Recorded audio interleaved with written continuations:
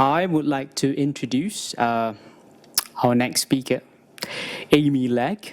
So Amy is a PhD candidate and a clinical pharmacist at Royal Brisbane and Women's Hospital. Amy is an experienced clinical pharmacist in infectious diseases and antimicrobial stewardship.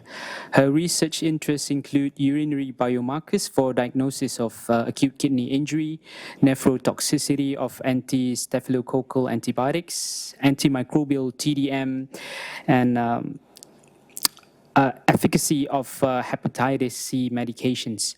Amy is currently undertaking a PhD aiming to better understand renal toxicity of combination antibiotic therapy for Staph aureus bacteremia. Amy, the floor is yours. Thank you. Hi, everyone. Thanks so much for all of you who are online, staying with us to the end here. So I'm talking about dosing in acute kidney injury, which is one of my research interests. And so tonight I'm really talking about generalised dosing in acute kidney injury of anti-infectives. And one of the reasons I love working on acute kidney injury is there's so many adorable kidney cartoons. So you can see my slides are full of them tonight, which is great. What I'm going to be talking about is, we'll start off just talking about the incidence of AKI and infections, particularly looking at our critically ill patients. I'm going to talk about dose adjustment, although maybe not in as much specific detail as people might want, so feel free to ask me questions about that. And then really talking about the drug causes of acute kidney injury, looking at anti-infectives. I think that's a real way for the pharmacist to be involved in minimising harm to our patients, especially by preventing drug-induced acute kidney injury. So to start off thinking about the commonality of acute kidney injury, there was this lovely study from 2015 looking at acute kidney injury in ICU. So this was quite big. It involved 97 centres and it followed patients across the first week of their admission into an ICU. It was prospective, and it looked at how often they had acute kidney injury as diagnosed by KDIGO, which is currently the gold standard method of diagnosing acute kidney injury. And it looked at outcomes at hospital discharge related to the acute kidney injury. And just because we are doing the Asia Pacific session tonight, just to highlight here that 5 countries from Asia were included and 2 countries from Australia and New Zealand.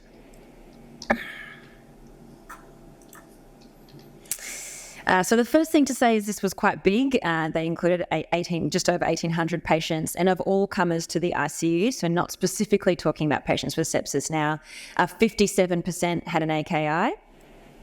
And then the 2 major etiologies for AKI were hypovolemic shock and septic shock.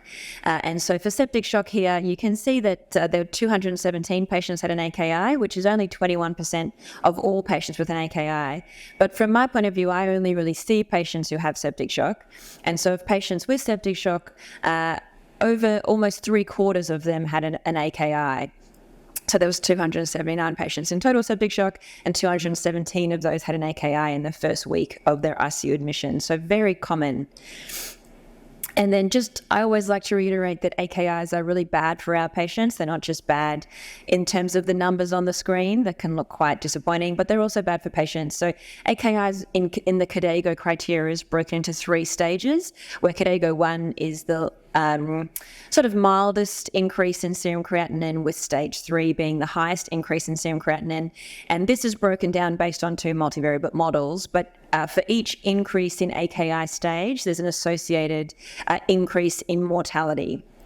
And this was really over a fairly short period of time to still have AKI be so predictive of such a severe outcome. And then what I want to talk about next, because I've just told you how common and serious AKIs are, is just the fact that maybe not all acute kidney injuries are the same, and that can have really serious implications for our drug dosing. So this was a really interesting piece of work by Ryan Crass and colleagues from the United States, looking at what's called a transient AKI. So some of our acute kidney injuries may not be forever, and you can have rather rapid recovery of patients' renal function. So these 4 panels of graphs that we've got here look at fractional change in serum creatinine from baseline. So the first Panel A here was all patients included in this retrospective analysis, which is heaps, over 18,000 patients. And baseline was the median creatinine between 7 and 365 days before the index admission, which is a really excellent baseline creatinine. So I very much commend the authors for that one. And then as we move across, the second panel, panel B here, is the sort of changes in creatinine for all patients with an AKI on admission. And then of all patients with an AKI on admission, about 57% actually had resolution of their AKI within 48 hours of admission to an ICU. And then about just over 40% had a AKI that persisted over time. And so what this study is really getting us to do is to try and think about the patients that are going to have a rapid change or resolution of their AKI, and be thinking about whether dose adjustments need to even be aggressive in this population. I'm going to talk about that a lot more, but just to plant that seed in your mind, and we'll get into patient one, which is Miss GM. She's a 76-year-old lady, and as a pharmacist, all I really care about is their height and weight. But, you've got to give the rest of the clinical criteria for the clinicians in the room. So she had a history of a gallbladder adenocarcinoma. She actually had a pretty poor prognosis, but at the moment she was still very functional. She'd had a recent GI surgery and then been discharged home about a week before re-presenting to her local hospital in septic shock. And of course, given the recent surgery and malignancy in her abdomen, they thought it was a likely GI source. So this is the way the bloods are presented in Queensland health hospitals. And so we can see here there's a few abnormalities throughout her blood work with a raised creatinine of 138. And then you can see derangements in her liver biochemistry and bilirubin really related to her malignancy. But that creatinine on presentation of 138 would have flagged in people's minds that, particularly because she was septic, she was potentially having an acute kidney injury. Consistent with infections, she had a raised C-reactive protein of 257. She had a high white cell count, although had been receiving steroids when she presented in septic shock. And so we saw her EGFR was 32. As a pharmacist, of course, I calculated a creatinine clearance, which is a wee bit higher, but 39 mils a minute. She had blood cultures appropriately collected. She was for ICU and transferred to my hospital here at the Royal Brisbane. And the plan from the team was to start piperacillin tazobactam and also to start vancomycin, although that happened before she got here, and I think the treating team were a little nervous because of her creatinine. In Australia, we're really lucky. We have the therapeutic guidelines that for every drug, give a dose adjustment based on a certain creatinine clearance, or EGFR, or GFR, I should say. And so for this patient, both her EGFR and creatinine clearance are below 40, which would recommend a dose reduction. So the sort of low-level question I have is, do you dose reduce the piperacillin tazobactam in patients with an acute kidney injury? So just to go back one step to remember our principles of antimicrobial therapy in sepsis, always prompt administration of appropriate antimicrobials is crucial. So that first dose of piperacillin tazobactam should never be delayed. And then this is really the subsequent steps after that. Dose adjustments of renally cleared drugs in the setting of acute kidney injury is undertaken to prevent toxicity and maintain efficacy. But some drugs have a really wide therapeutic window, particularly our beta-lactams. Although we did see that very high level from the previous talk causing a delirium, which we do worry about.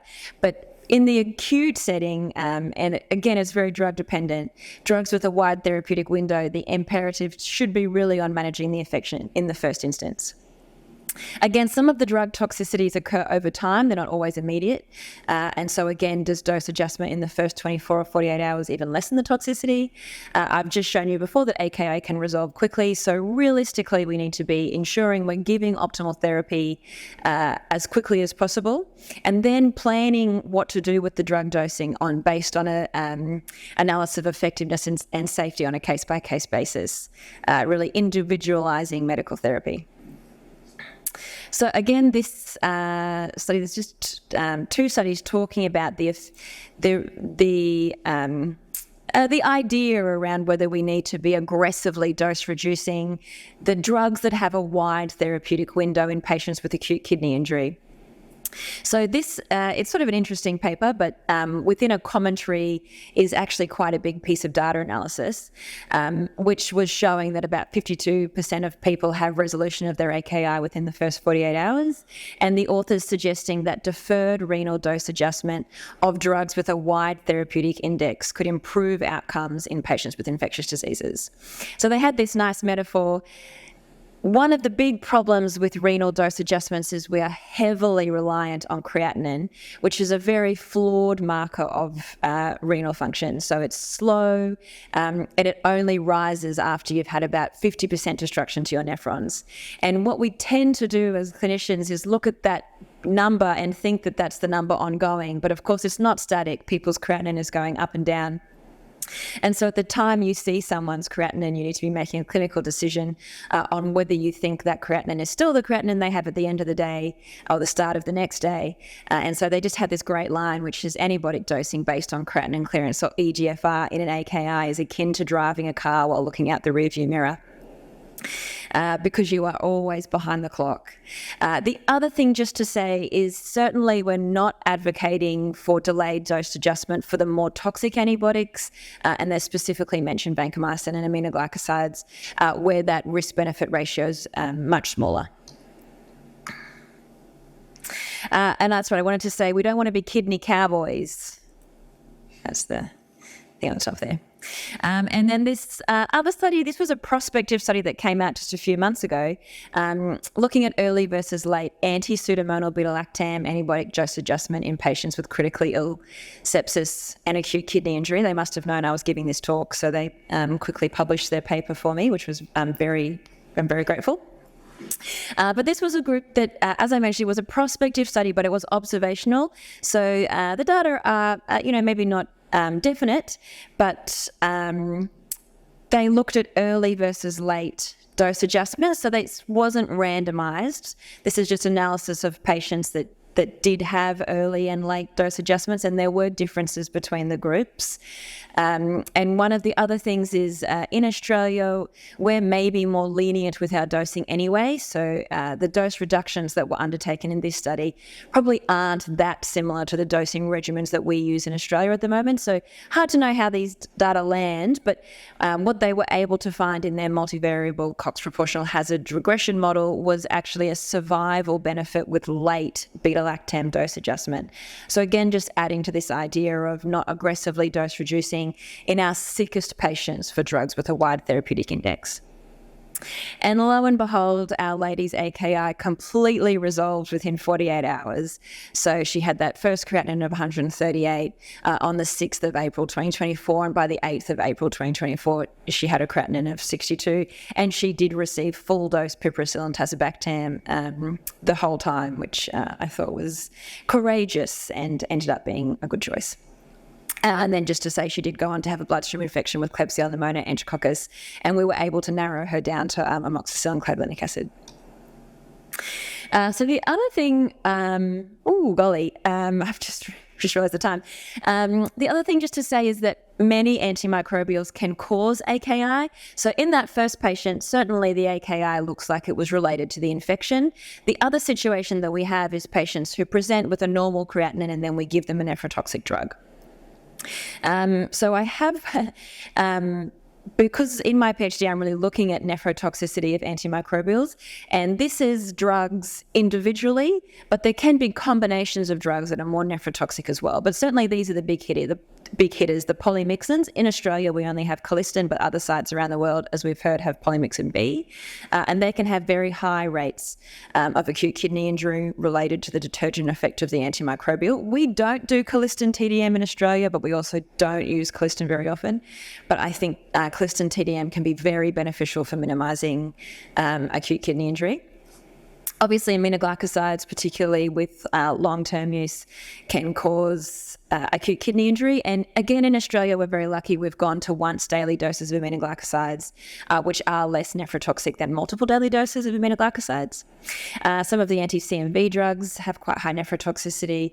Vancomycin, which we're going to talk about a little bit later in the talk, and the polyene antifungals and acyclovir make up the main nephrotoxic antimicrobials that we should be, if we're initiating these in patients, we need to be be closely following their creatinine, and if it goes off, maybe making some changes. The other antimicrobials have very low rates of acute kidney injury. So certainly beta-lactams can cause an allergic interstitial nephritis, but really at fairly low incidence there. And I think, to be honest, fluoroquinolones, macrolides, tetracyclines, and clindamycin have almost no nephrotoxicity. Okay, so this is the second patient that's a very different type of an AKI. So it's BT. He came actually last year to our hospital. He had cellulitis. He'd started on antibiotics, but his GP wasn't improving, so came into our emergency department and got cefazolin 2 grams 8 hourly. I might move forward here because the upshot is that he had an MRSA bacteremia related to his cellulitis that had progressed while he'd been on clindamycin. And susceptibilities, or it didn't happen, well, it was resistant to penicillin and flucloxacillin. Resistant to clindamycin, interestingly, we are finding that more of our MRSAs are resistant to clindamycin, so his clindamycin in the community, unfortunately, would have been ineffective. But susceptible to vancomycin, we still have 100% susceptibility of vancomycin to Staph aureus, even though vancomycin cops a hard time. So he was started on vanc. He was a big-ish guy, not too big, but 93 kilos. He had a normal-looking creatinine, so he got a load of 3 grams. He was requiring some vasopressor support, so he got a sort of ICU-based loading dose, and then started on 1.75 grams BD. And then just to say, the treating team really struggled, despite making quite appropriate dose reductions based on the way we tell people to do them at the moment. Despite dose reductions, the trough vancomycin concentration remained elevated. So the first one was 22 with an AUC24 of greater than 600, which is what we're trying to keep them below now, but we haven't wholesale moved to AUC-based monitoring. So to get it at least below 20, which would be our current guidelines, they decreased the dose.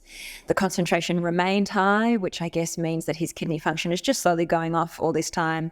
Decreased the dose again, and the trough concentration was still high. And eventually they dose reduced even more significantly, but by this stage his kidneys had really started to shut down and his trough concentration was 36. And we can see here that there was a bit of a break in creatinines, but to be honest, not that much of a change in creatinine. And then after this point, it's the 17th, 18th, and then his creatinine just continued to go off for many, many weeks after that. So one of the things that we do a lot here is the use of dosing software. And so I thought to myself, what would dosing software have done for this patient? And so if I just included him with the first 4 doses and that first trough concentration of 22. So he was on 1.75 grams BD and the team went to 1.5 grams BD. Interestingly, the dosing software predicted that he could actually go all the way down to 1 gram BD and still have an AUC 24 to MIC ratio of greater than 400. Really hard to know if that would have made any difference, but certainly one of the things with individually calculating an AUC is that you can use a lower dose. So for all our patients, we need to be thinking about preventing antimicrobial-induced AKI. There is a bundle that's produced by KDIGO that really talks about what things to implement and when. So for patients with a high risk of AKI, really thinking about nephrotoxins. And if you can't discontinue, at least trying to reduce the dose or giving them in such a way that the nephrotoxicity is minimised. And then as AKI stages increase, they give you more recommendations for how to minimise the effect of the AKI. Because we want to be kidney stewards and have happy kidneys.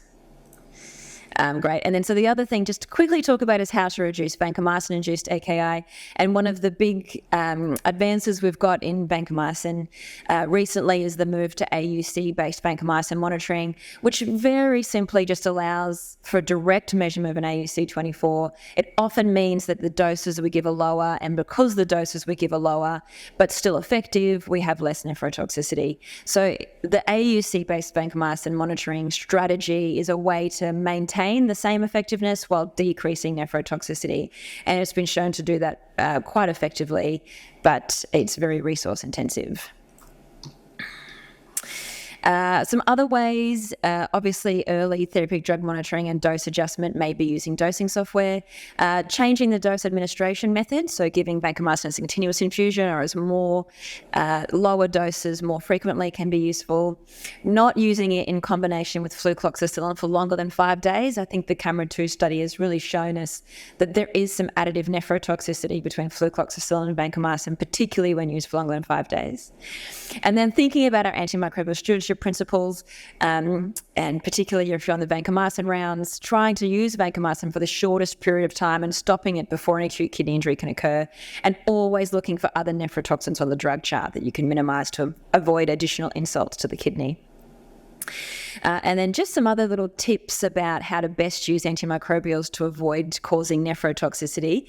The aminoglycosides are a great one. If people are still using aminoglycosides multiple times a day, once a daily aminoglycoside use seems to saturate the enzyme that reabsorbs gentamicin from the urine back into the kidney.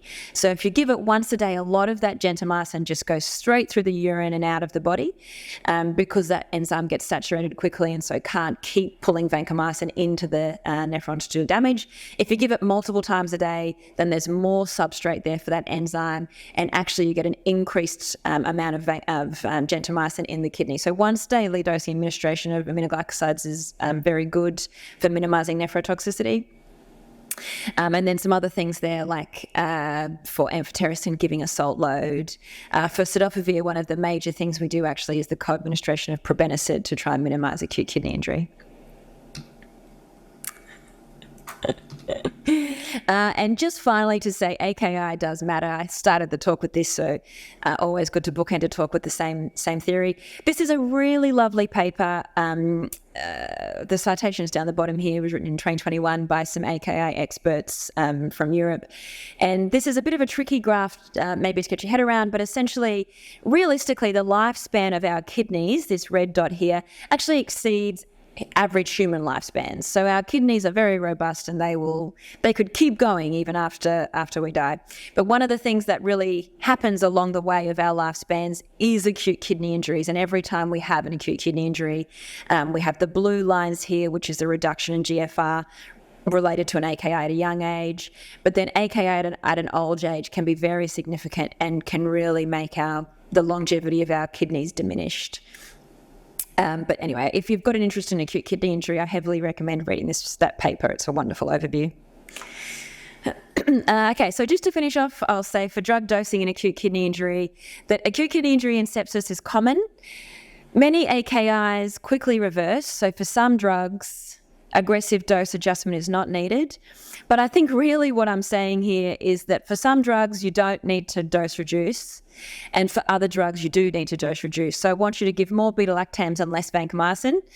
So it's not a clear message, but certainly something to be running around in your minds.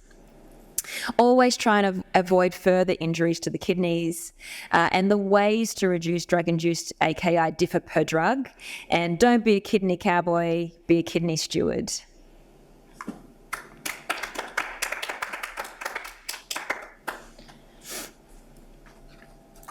Thank you so much. My pleasure. Thank you, Emmy. That was fantastic.